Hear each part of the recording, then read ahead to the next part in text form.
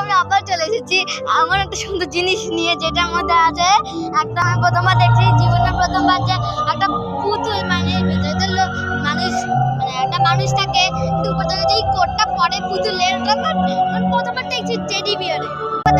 তার সাথে একটু দেখি, দেখ করে নি। এই